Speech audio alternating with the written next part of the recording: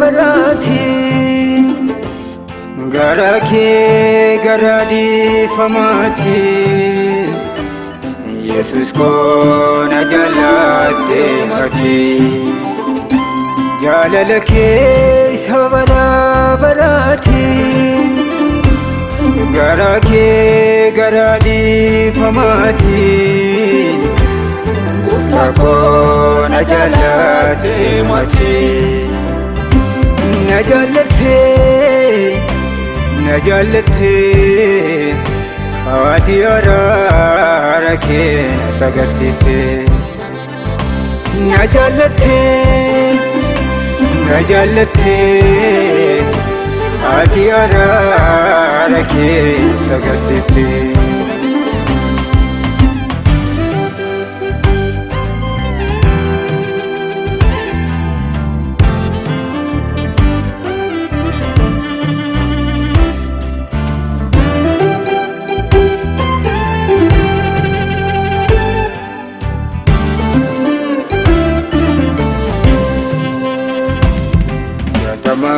namni gatee qallamni irraanfatee ati barbaacha koruftee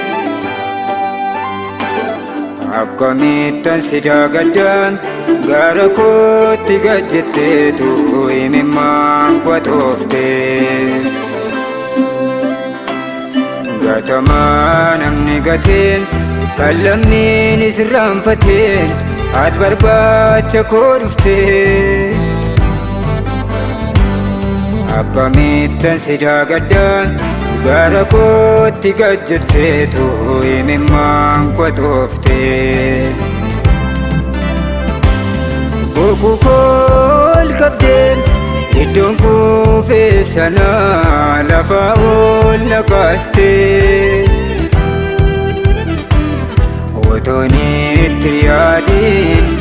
jireenya haaraa fiddee na badhaaftee anatu si galateeffata gatamaa barbaacha argatee anatu si galateeffata kan gogetu karaa keelatee anatu si galateeffata cubbamaa maraara argatee anatu si galateeffata kan wallaansa keen bayyanatee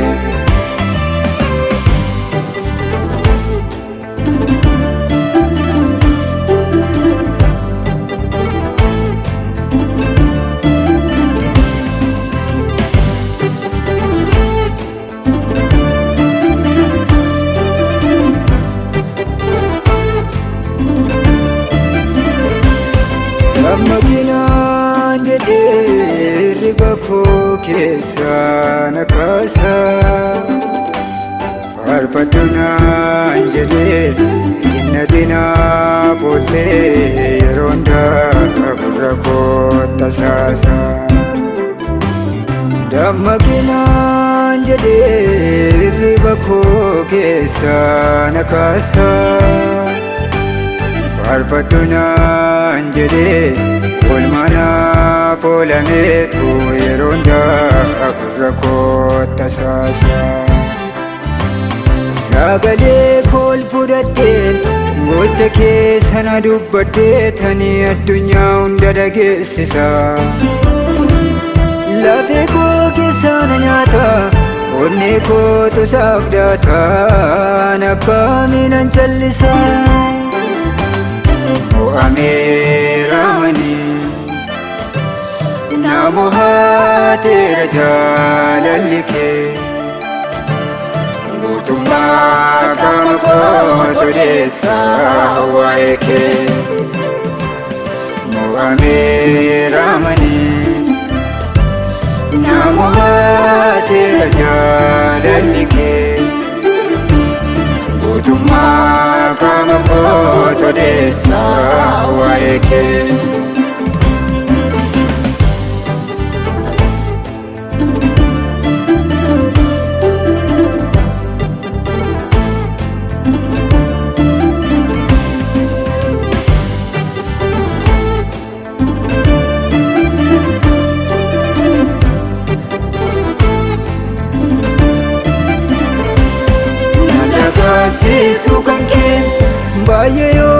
latti oo'es taphni hiriyoota faana.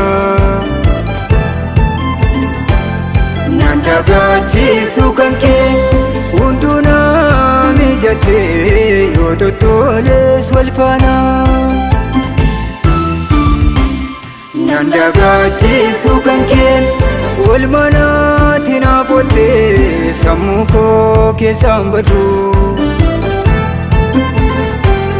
Naan dagaachiisu kan kee baay'ina araara keetii kana yeroo hunda yaadu. Naan dagaachiisu kan kee baay'ee yoo latti oo'es taphni hiriyoota faana.